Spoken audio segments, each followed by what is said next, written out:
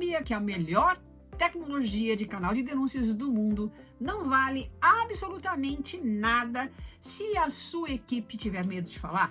Eu já vi empresas investirem centenas de milhares de reais em plataformas sofisticadas, treinamentos, políticas bem escritas e o canal ficar em silêncio. Não porque as pessoas não tinham nada a dizer, mas porque tinham medo do que aconteceria se dissessem. Hoje eu vou te mostrar o pilar invisível do compliance, aquele que nenhum auditor consegue medir, mas que determina ao seu programa de integridade se funciona de verdade ou não, ou se é apenas um castelo de areia. Fica até o final, porque trago nesse vídeo um caso real que vai te fazer repensar tudo. Segurança psicológica. Esse é o nome do pilar invisível. E antes que você pense que eu estou falando de ser bonzinho ou criar um ambiente cor-de-rosa, deixa eu te dar a definição exata. Amy Edmondson, professora de Harvard e uma das maiores referências mundiais no tema, define segurança psicológica como a crença compartilhada de que a equipe é segura para assumir riscos interpessoais. Então não se trata de ser apenas gentil, mas de criar um ambiente onde as pessoas se sintam que podem admitir erros ou apontar falhas sem sofrer retaliações. Ou seja, que você não será punido, humilhado ou ignorado por levantar uma dúvida, apontar um erro ou fazer uma denúncia. Isso vai depender muito se a sua organização leva ou não a sério a cultura de integridade. Como diz Edmondson, o silêncio é o inimigo da organização e no compliance o silêncio pode custar milhões. Não é sobre ser legal, é sobre criar as condições para que a verdade circule. E o Google confirmou isso de uma forma definitiva. No projeto Aristóteles, um estudo interno que analisou centenas de equipes durante anos, a gigante de tecnologia descobriu que o fator número 1 que diferenciava as equipes de alta performance das medíocres não era talento, não era salário, não era tecnologia, era a segurança psicológica. Agora, conecta isso ao seu canal de denúncias. O canal de ética só recebe denúncias reais, aquelas que realmente protegem a empresa, quando as pessoas acreditam de verdade que nada vai acontecer com elas por ter falado. Não acreditar no discurso do RH, não acreditar na política escrita no papel, acreditar no que elas já viram acontecer com quem já falou antes. Vamos imaginar hipoteticamente a seguinte situação. Se o colaborador não sente segurança psicológica descrita pela autora que eu acabei de mencionar, ele prefere o conforto do silêncio ao risco de falar. Conecte com o fato de que a maioria dos canais falha não pela técnica, mas porque a cultura pune quem levanta a mão. Como a sua liderança reage ao erro? Amy Edmondson chama isso de fearless organization, a organização sem medo. Imagine hipoteticamente uma empresa brasileira de médio porte no setor de transporte e distribuição, com grandes clientes no setor público e privado. Durante 2 anos, vários funcionários perceberam irregularidades, que eu estava meio bagunçada lá nos contratos com fornecedores. Havia superfaturamento, claro, mas toda vez que alguém tentava sinalizar o problema internamente, a resposta era uma transferência de setor, uma avaliação de desempenho negativa ou um clima de isolamento. O recado estava dado. Quem fala, paga. O canal de denúncias existia.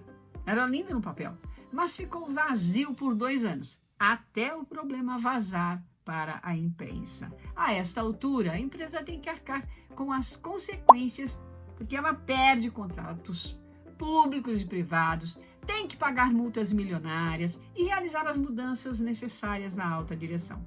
2 anos de silêncio que pode custar mais do que qualquer auditoria teria custado. Isso não é exceção, é o padrão em organizações onde a liderança é punitiva. E acontece muito mais do que se imagina. Então, como você sabe se a sua empresa tem segurança psicológica ou está vivendo a ilusão dela? Aqui estão 3 perguntas de diagnóstico que você pode fazer amanhã. Primeira pergunta: as pessoas discordam abertamente do gestor em reuniões? Ou todo mundo concorda com tudo e as conversas reais acontecem no corredor? Depois. Segunda: quando alguém comete um erro, o movimento natural é assumir e aprender, ou esconder e rezar para ninguém descobrir. Aquela questão do lessons learning. Terceira: nos últimos 6 meses, alguém trouxe para você uma má notícia espontaneamente? Não porque foi obrigado, porque quis. Se você hesitou em alguma dessas respostas, o seu canal de denúncias está vulnerável, não tecnicamente, mas culturalmente. Agora, a parte que importa: o que você pode fazer de forma concreta para construir segurança psicológica na sua organização e proteger o seu canal de denúncias. A maioria das empresas treina o colaborador para usar o canal. Erro estratégico. Quem precisa ser treinado primeiro é o gestor, porque é o comportamento do líder imediato que define se o ambiente é seguro ou não. Treinamento de liderança que inclui como receber feedbacks críticos, como responder a erros sem punir e como modelar vulnerabilidade. Isso é o que move a agulha. Um líder que diz obrigado por me trazer isso, quando recebe uma má notícia, faz mais pelo seu canal de denúncias do que qualquer campanha de comunicação interna. Isso é o que eu chamo de ciclo de credibilidade, quando uma denúncia entra e nada acontece. Ou pior, quando uma pessoa que denunciou se sente identificada e sofre consequências, ou seja, a pessoa sofre retaliações da organização. O canal morre ali, para sempre. Então, você precisa fechar o ciclo de forma visível, comunicar que o assunto foi investigado, que medidas foram tomadas, sem revelar detalhes que identifiquem o denunciante. Transparência no processo, sigilo na pessoa. Relatórios de compliance que só falam de números e indicadores não criam cultura. O que cria cultura é quando o compliance aparece nas conversas do dia a dia, em exemplos concretos, em histórias reais de como a integridade protegeu a empresa, em líderes que assumem publicamente que também erram e corrigem. Transparência nos processos não é só abrir dados, é mostrar que o sistema é para pessoas e não para auditorias.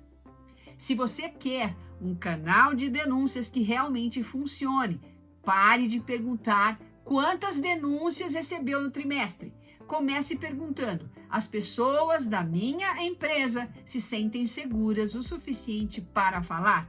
Porque o silêncio não é ausência de problema, é ausência de confiança. E sem confiança, o compliance mais sofisticado do mundo é só uma fachada bem construída. Me conta aqui nos comentários: a sua empresa tem segurança psicológica de verdade? Você se sente à vontade para escrever sim ou não aqui nos comentários? Quero muito ler o que vocês estão vivendo na prática. E se esse conteúdo ele fez sentido para você, deixe o seu like aqui. Ele me diz que devo continuar trazendo esse tipo de visão estratégica do compliance. E se inscreva no canal, porque no próximo vídeo a gente vai falar sobre o oposto disso. Como identificar a liderança tóxica, aquela que destrói a cultura de integridade sem que ninguém consiga nomear o problema. Pode preparar, que vai doer um pouco. Até o próximo.